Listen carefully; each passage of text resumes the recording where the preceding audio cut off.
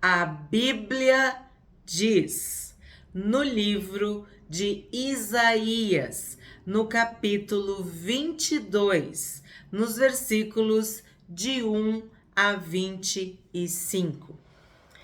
Sentença contra o Vale da Visão. O que aconteceu para que todo o seu povo esteja subindo aos terraços? Eu não sei como está na tua Bíblia, mas também está escrito profecia contra Jerusalém. Então, sentença contra o Vale da Visão. Sentença, profecia contra Jerusalém. Contra. Deus, através de Isaías, está profetizando contra Jerusalém, contra o seu próprio povo, ou o povo que deveria ser dele, que deveria segui-lo.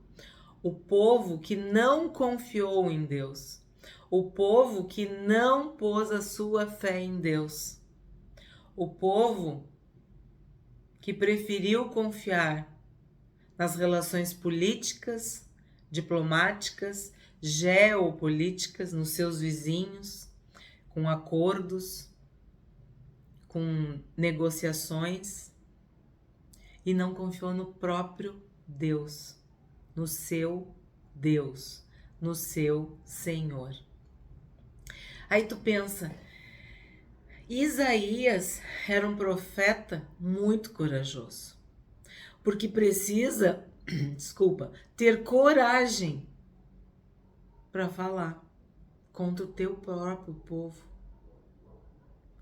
Falar contra o inimigo é até um alívio, uma graça, uma dádiva, saber que tu vai ser boca de Deus para condenar aquele que te faz mal, né?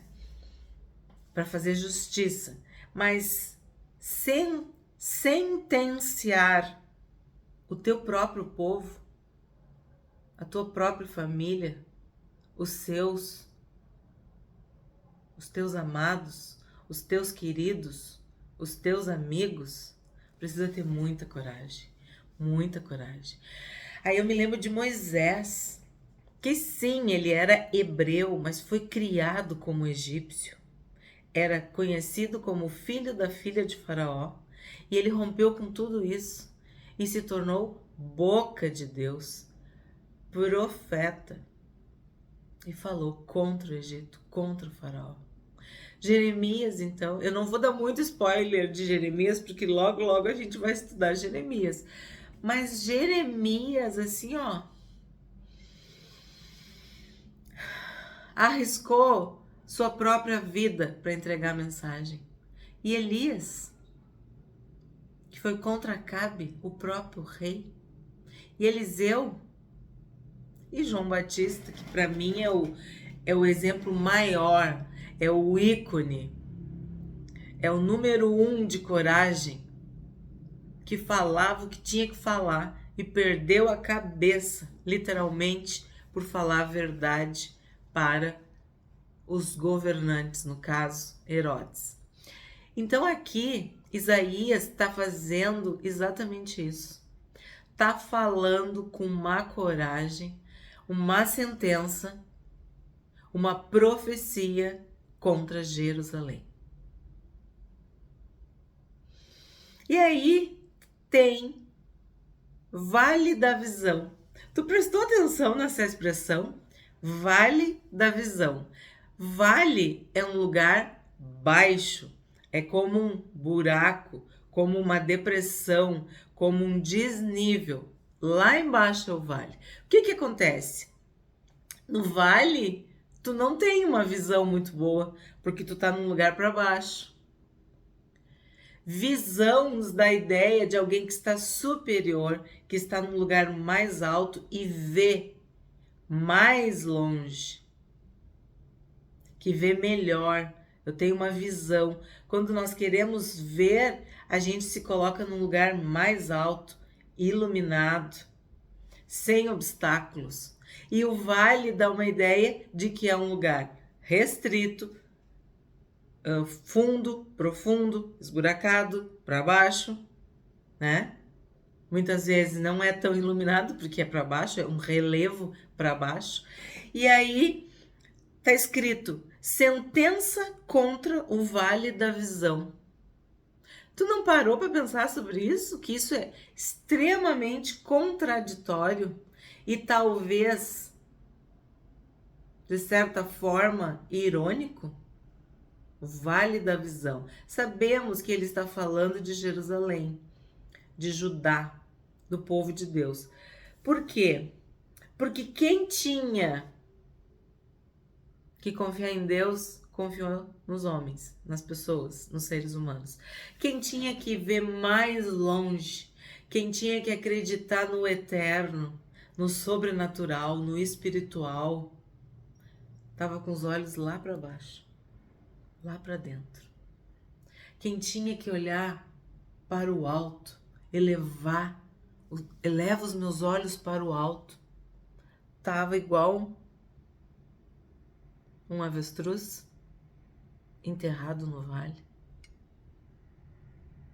Como muitas vezes a igreja do Senhor Jesus, a noiva do Senhor Jesus, que deveria ter intimidade com o noivo, que deveria agradar o noivo, que deveria ouvir a voz do noivo, ela tá surda, ela tá cega, ela tá distante do noivo. Então, eu entendo que essa é a contradição deste termo, vale da visão. Não sei na tua Bíblia, mas na minha visão tá com letra maiúscula. Então, sim, o povo de Deus estava míope, estava cego, estava surdo, estava paralisado, estava com algum problema, né?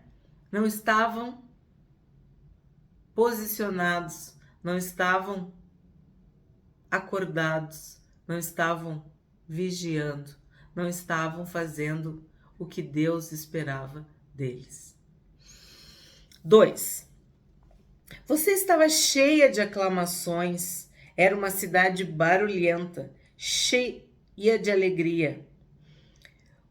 Os seus mortos não foram mortos à espada, nem morreram na guerra. Então aqui já começa a alegria da cidade e daqui a pouco a morte.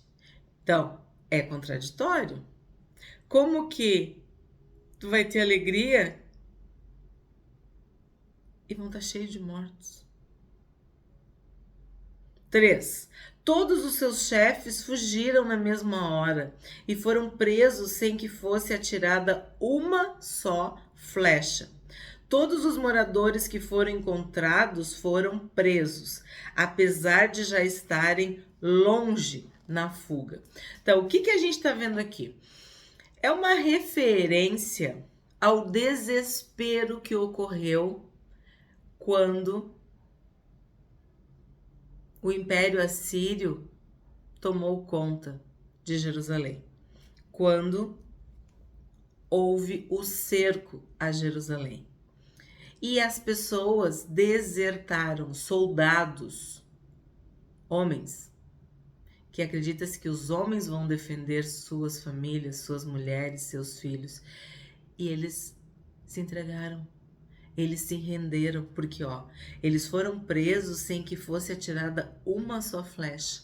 E daí tu pensa, por quê? Por medo? Por pânico? Por desespero? Por fraqueza, traição? Porque desertores são aqueles que traem, né? Que abandonam, que fogem. Era uma fuga insana. Por quê? Porque eles estavam longe na fuga, mas foram presos. Então eles pararam de fugir para se entregar. Tamanho o pânico, tamanho o medo. 4. Portanto digo, não olhem para mim, deixem-me chorar amargamente. Não insistam em querer consolar-me por causa da ruína da filha do meu povo. O que está acontecendo aqui? Isaías sente a dor, sente a tristeza, a vergonha, a humilhação, o fracasso, a ruína do seu povo. Porque sim, o profeta, ele sofre, né? Ele vivencia, ele experimenta essa dor, porque é espiritual, né? E ele chora amargamente. Não olhem para mim, deixe-me chorar amargamente. Às vezes a gente tem uma dor, uma tristeza que o Espírito Santo nos permite sentir e experimentar de algo gravíssimo que vai acontecer. E o profeta, ele é a própria mensagem. Ele se envolve de uma forma com a mensagem que ele sofre. E o profeta está sentindo essa dor, essa tristeza, por ver a filha de Sião, Jerusalém,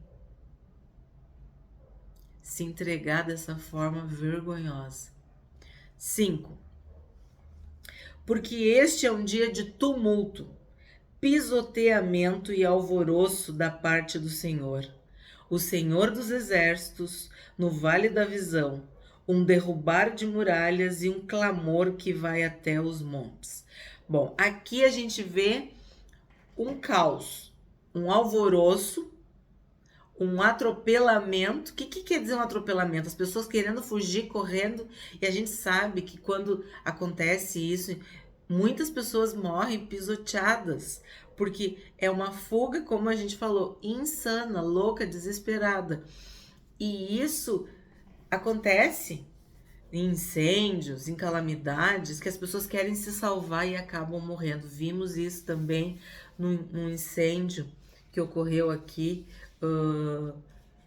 no Rio Grande do Sul, numa boate, que muitas pessoas morreram, muitos jovens morreram pisoteados, atropelados. Por quê? Porque queriam fugir e os outros também queriam encontrar saída e foram atropelados. Por quê? Porque houve um tumulto, uma confusão. E isso, do ponto de vista espiritual, é uma guerra, porque o inimigo quer fazer vítimas, principalmente da filha do seu povo, né? Da filha de Sião, da cidade de Davi, da cidade santa, né? Então, é uma guerra entre o bem e o mal, entre principados, potestades. É uma coisa muito triste que ainda acontece. 6. Porque Elão pegou a sua aljava e vem com carros de guerra e cavaleiros, e Quir prepara os escudos. O que está falando aqui? Que esse cerco de Jerusalém não foi só da Síria, foi dos amigos, dos aliados, dos sócios da Síria. Então está citando, Elão e Quir. Então isso gerou mais desespero, mais medo ainda. E olha que interessante, a gente já estudou várias vezes sobre a muralha de Jerusalém, como Jerusalém era uma cidade forte, fortificada. Então, o que se fazia naquela época? Não tinha como entrar, porque ela era fechada, murada, protegida, era uma fortaleza. Então, eles faziam o quê? Um cerco. Eles sitiavam as cidades. E isso gerava um desespero. Tu ficar lá dentro, preso. Se ficar, o bicho come. Se fugir, o bicho pega. É mais ou menos isso. Ficavam ali dentro, presos, com muito medo, passando fome, sede, dificuldades. Se saíssem, seriam pegos, presos, torturados, mortos, enfim. Então, isso gerava um desespero, que é o que nós estamos lendo e que está sendo descrito até aqui. Isso é o cerco, isso é tu te sentir refém, sitiado dentro da tua própria casa, da tua própria cidade, tá? É isso que aconteceu. Então, além da Síria, também teve os aliados da Síria. Então, realmente, Jerusalém estava cercada. 7. Os seus formosos vales se encheram de carros de guerra e os cavaleiros se posicionaram junto ao portão. Então, tu imagina essa cena, o cerco dos inimigos. E aqui é interessante falar, ó, carros de guerra e cavaleiros. A Bíblia diz que uns confiam em carros e outros em cavalos. O que quer dizer isso? Isso aí é o poderio, é a força do inimigo. Então, simbolizado por carros de guerra e cavaleiros posicionados. Então, isso gerava esse pânico nas pessoas, né? De que eles não teriam como escapar, não teriam o que fazer. Aí vamos para o 8. Foi-se a proteção de Judá, ó. Naquele dia, olha a referência ao naquele dia, vocês olharam para as armas da casa do bosque. Quem acompanhou o estudo que a gente fez sobre reis, lembra que Salomão construiu a casa do bosque. E que a casa do bosque era somente para as armas. Era o arsenal de Salomão. Era tanta glória, tanto poder, tanta autoridade, tanta prosperidade, que havia um lugar específico apenas para as armas. E aí, olha o que Isaías está dizendo. Naquele dia vocês olharam para as armas da casa do bosque. 9. Notaram as brechas da cidade de Davi, que eram muitas, e ajuntaram água no tanque inferior. O que a gente vê aqui? Tu tá preso e tu olha para as armas, tu olha para toda aquela glória, aquele poder, e tu vê que nada daquilo vai te livrar. Eles tiveram muita energia, muito foco para ter armas, para ter essa provisão, essa prontidão, vamos dizer assim, essa munição militar, né? Questões físicas, mas eles não estavam no caminho de Deus, eles não estavam na proteção de Deus, eles não estavam sob as ordens de Deus, não havia a presença de Deus. Então tu olha para as armas e aquilo não vai bastar.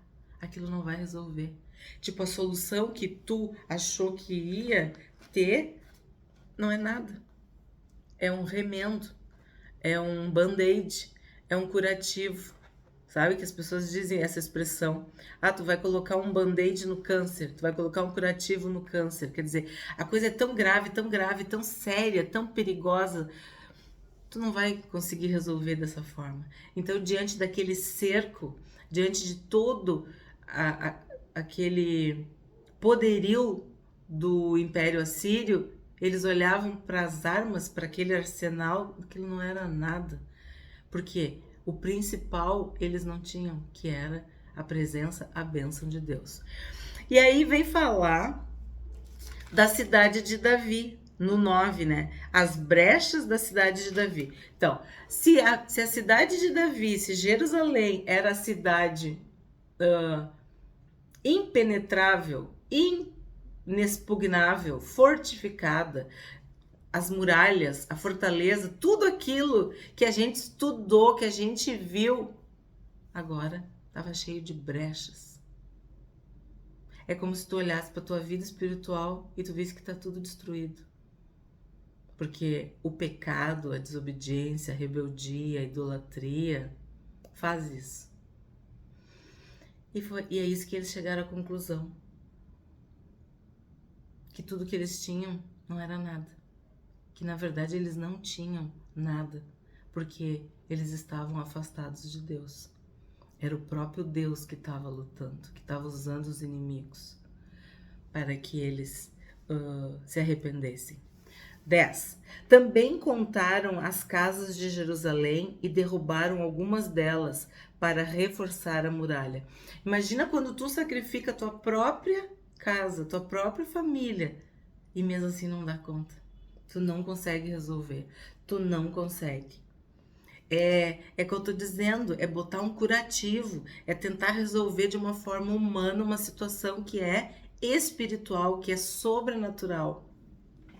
11. Também construíram um reservatório entre as duas muralhas para as águas do tanque velho. Mas vocês não olharam para aquele que fez essas coisas, nem levaram em conta aquele que há muito as formou. Então, o que está vendo aqui? Que eles fizeram um esforço humano para abastecer a cidade com água. Mas nós vimos que quando era a vontade de Deus, quando Deus estava junto, brotava água da rocha. Deus fazia tudo acontecer. Só que agora eles estavam sozinhos, envolvidos com as suas soluções humanas. E uma a uma fracassavam. Uma a uma não davam conta da situação. 12. Naquele dia, ela veio naquele dia, o Senhor dos Exércitos, os convidava para chorar, prantear, rapar a cabeça e vestir roupa feita de pano de saco. O que o Senhor dos Exércitos queria? Arrependimento, confissão, santificação, que eles se humilhassem na presença de Deus. O que Davi fazia?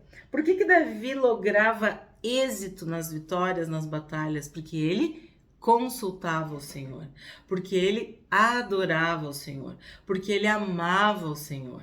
Só que aqui, o que está sendo dito? Que o próprio Deus convidava o povo a se arrepender, convidava o povo a chorar, prantear, rapar a cabeça e vestir roupa feita de pano de saco, que isso simboliza humilhação, contrição, aflição, arrependimento, abandonar o pecado. Sabe? Quando tu jejua, o que tu quer? Chamar a atenção de Deus. Mortificar a tua própria carne, os teus próprios desejos. Se submeter a Deus, agradar a Deus, fazer a vontade de Deus. Abrir os ouvidos espirituais, os olhos espirituais.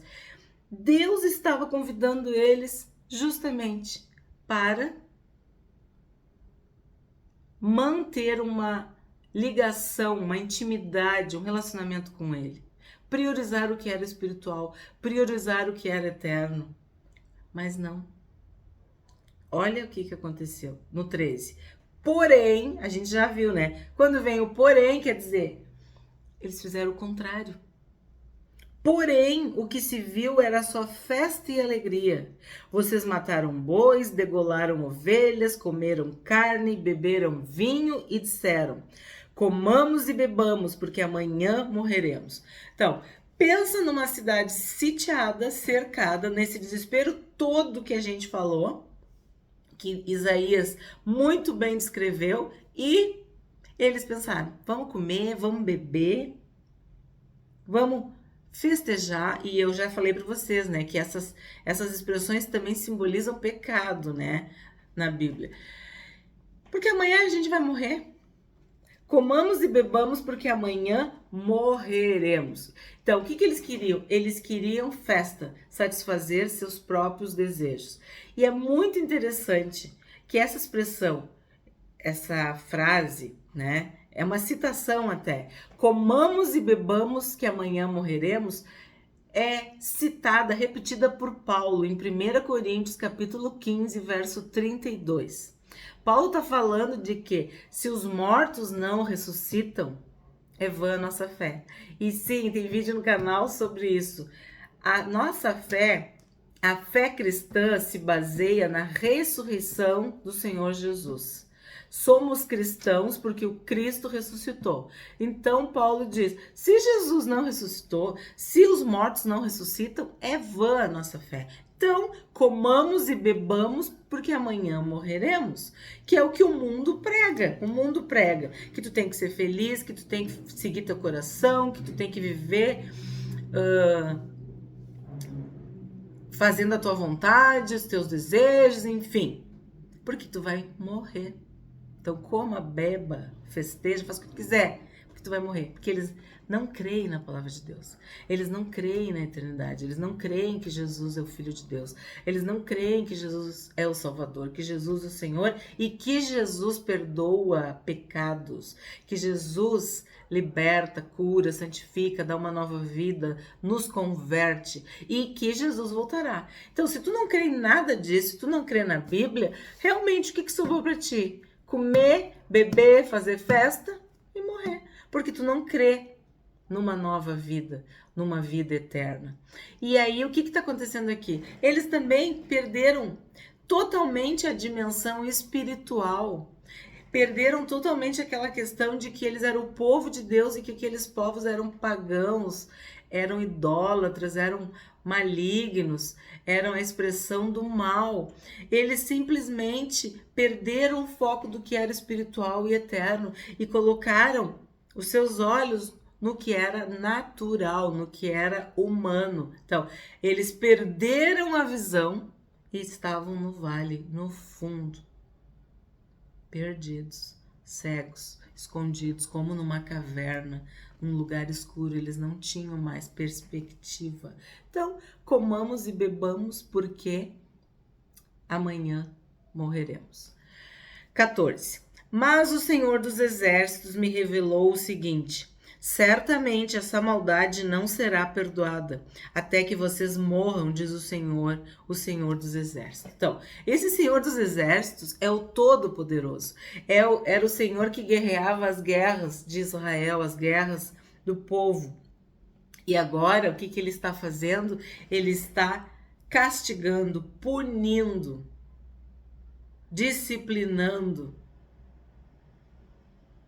condenando, sentenciando o seu próprio povo. E aqui está bem claro, essa maldade não será perdoada até que vocês morram. Como aconteceu com o povo que saiu do Egito, que tiveram que ficar peregrinando no deserto 40 anos até que todos morressem e uma nova geração se levantasse.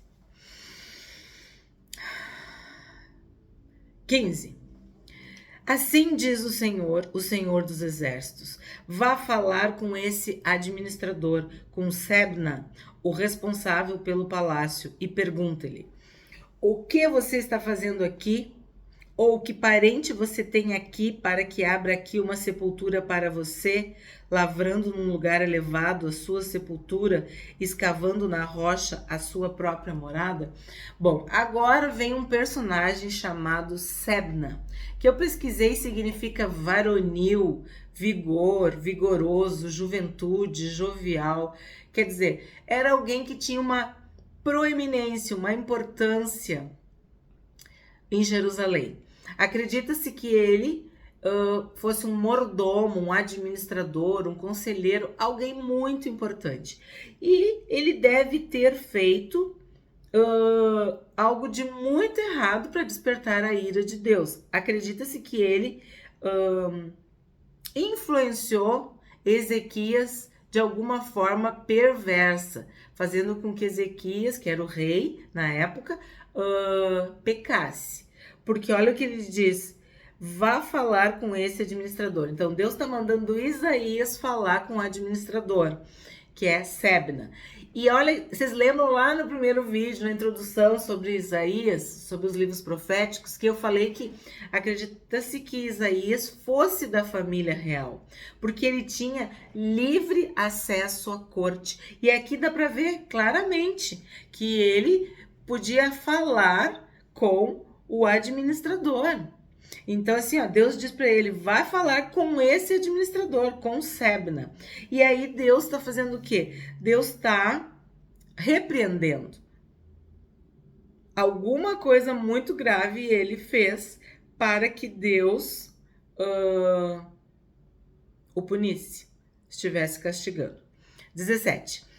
Eis que, como homem forte, o Senhor vai jogar você para bem longe.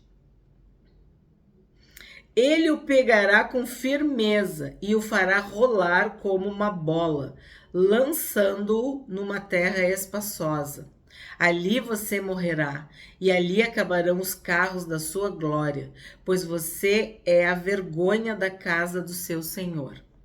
eu vou removê-lo do seu ofício, você será derrubado da sua posição.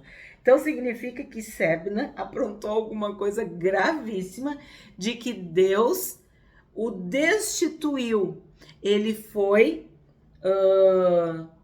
considerado a vergonha da casa do seu senhor, que eu disse para vocês que era o rei Ezequias. Ele foi removido do seu ofício.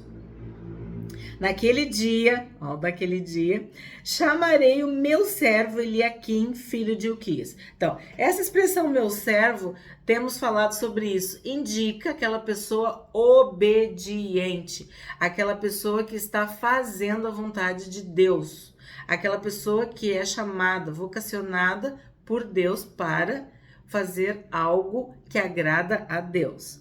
Aí eu pesquisei, Eliaquim quer dizer Jeová é a minha porção, Jeová é a minha herança. Desculpa, Eliaquim quer dizer Deus levantou, Deus ergueu, Deus escolheu. E Ilquias é que quer dizer Jeová é minha porção, Jeová é minha herança. Então, aquele que Deus levantou era filho de Jeová é minha porção, Jeová é minha herança. Então, o que tudo isso indica? Que Eliaquim era um homem digno, um homem de Deus, um homem obediente, que Deus se agradava. E que o Sebna deve ter sido bom, ou era também por algum tempo digno, e fez algo errado. E essa ideia de jovial, juventude, eu acho que vem um pouco de vaidade, de soberba, de arrogância. Tem alguma coisa que a gente não sabe muito bem o que é. E aí, sabe o que me lembrou? Que daí Deus está removendo Sebna para colocar Eliaquim. Eliaquim, que era filho de Ilquias. E aí me lembra quando Joabe aprontou todas. E aí chegou uma hora que Davi tira Joabe, substitui Joabe e coloca um que era também seu parente, que era Amasa. Só que o que acontece? Joabe tinha um caráter duvidoso. Tu não assistiu esse vídeo? É um dos vídeos também que eu amei fazer na série Personagens Bíblicos, porque eu acho Joabe um personagem muito complexo, muito interessante para ser estudado. E sim, ele compartilhava da vida com Davi, então muitas qualidades ele tinha, mas o principal, que é a obediência e o caráter, ele deixava a desejar. E aí, Davi substitui Joabe por Amasa. A gente estudou isso também. Só que olha o que acontece. Amasa não dá conta do recado. Ele falha. E aqui tem uma lição para nós. Às vezes, aquele não é santo, não é justo, mas ele faz o seu trabalho. E o outro é digno, é obediente, mas ele não é bom de ofício, da profissão, e é substituído. E aí me lembra daquilo que o Senhor Jesus disse, que os filhos das trevas são mais atilados que os filhos da luz. Por quê? Porque já são experimentados na malícia, já conhecem o mecanismo, já sabem para quem pedir, quem manipular, quem subornar, quem fazer tudo, e muitas vezes atinge seus objetivos. E aquele que é, entre aspas, bonzinho, não consegue. E palavras do Senhor Jesus, nós devemos ser simples como as pombas, mas prudentes como as serpentes. Astutos, espertos, sábios, inteligentes. E foi basicamente isso que aconteceu. Deus derrubou, removeu Sebna e escolheu Eliaquim, colocou Eliaquim no lugar. Mas olha o que aconteceu. Então vamos lá, vou repetir o 20. Naquele dia chamarei o meu servo Eliaquim, filho de Ilquias. Eu o vestirei com a túnica que você usava. E irei cingi-lo com a faixa que era sua, e lhe entregarei nas mãos o poder que você tinha. Ele será como um pai para os moradores de Jerusalém e para a casa de Judá. Porei sobre o ombro dele a chave da casa de Davi. Ele abrirá e ninguém fechará. Fechará e ninguém abrirá. Vou fincá-lo como estaca em lugar firme, e ele será como um trono de honra para a casa de seu pai. Nele pendurarão toda a glória da casa de seu pai, a prole e os descendentes. todos os utensílios menores, desde as taças até os jarros. Naquele dia, diz o Senhor dos Exércitos, a estaca que tinha sido fincada em lugar firme será tirada, será arrancada e cairá, e a carga que nela estava se desprenderá, porque o Senhor o disse. Então, houve um declínio, algo aconteceu com Eliaquim. Ele não conseguiu se manter, se perdeu, né? E claro, aqui tem uma profecia que nos mostra sobre o Senhor Jesus. Por que que a gente fala isso? Porque, em primeiro lugar, casa de Davi, casa de Judá, moradores de Jerusalém, tudo isso indica a linhagem, o trono, a promessa de Deus que aponta para o Senhor Jesus. E fala em chave, fala em porta, fala em abrir e fechar. Esse texto também aparece ou reaparece, é repetido em Apocalipse, no capítulo 3, no versículo 7, que fala sobre isso, que a porta que Deus abre, ninguém fecha, mas que a porta que ele fecha, também ninguém abre. Sabemos que o Senhor Jesus tem as chaves da morte e do inferno. Então, ele abre e ele fecha. Ele fecha e ele abre. Nós nos salvamos, nós entregamos a nossa vida para Jesus. Então, nós passamos pela porta. Nós temos essa liberdade. A pessoa rejeita Jesus, ela não aceita Jesus como seu suficiente Salvador e Senhor, se fecham as portas para essa pessoa. Então aqui sim também há uma referência para o trono, vamos dizer assim, a soberania de Jesus. Fala sobre firmar o trono, tornar o trono firme e estável. Não existe trono mais estável, mais firme, mais poderoso, mais maravilhoso do que o trono de Deus, o trono de Jesus. Então também é uma referência a isso. Aí fala sobre esse de fincar, isso dá uma ideia de estabilidade, de eternidade, de não ser abalado. Nele pendurarão toda a glória da casa de seu pai, a prole e os descendentes, todos os utensílios menores, desde as taças até os jarros. Aqui eu vejo que é uma simbologia para todos os que vão se converter, seja da casa do pai, quer dizer, seja da casa de Israel, seja da descendência de Abraão, né? Como da igreja, aqueles que são gentios, nós que entramos depois, que fomos enxertados nessa vinha, nessa videira. Então, toda a responsabilidade, toda a honra, todo o valor, toda a firmeza, toda a glória é deste trono, essa, vamos dizer assim, dinastia, descendência que é do Senhor Jesus. Davi aponta para o Cristo. E naquele dia, de novo, né? Diz o Senhor dos Exércitos, a estaca que tinha sido fincada em lugar firme será tirada. Então, de novo, algo aconteceu com Eliaquim, mas nós sabemos que o Senhor Jesus morreu, ele ressuscitou e ele voltará. Ele voltará. Nós precisamos anunciar, confiar e esperar por essa vinda. O que a gente aprende hoje com este capítulo? De que a busca por prazeres e segurança humana fez com que Jerusalém se perdesse, se afastasse do seu Deus. Eles abandonaram Deus, abandonaram sua palavra. Exatamente como hoje está acontecendo. A igreja quer as bênçãos, mas não quer obedecer à palavra de Deus. Não quer renunciar. Não quer negar o seu eu, a sua carne, os seus desejos, as suas vontades. Não quer se arrepender dos seus pecados.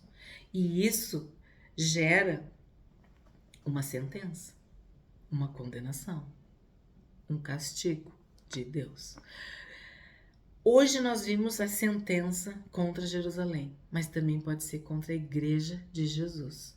Um dia de alvoroço, um dia de atropelamento e de confusão. Todos querem se salvar nesse dia, mas aí não dá mais tempo. E tem esse personagem, né? Eliaquim, que Deus levantou. E ele terá poder e sobre o seu ombro Deus porá a chave da casa de Davi. Ele abrirá e ninguém fechará, fechará e ninguém abrirá. Então, essa figura de Eliaquim simboliza o próprio Senhor Jesus, que tem toda a honra, toda a glória e que tem um trono e um nome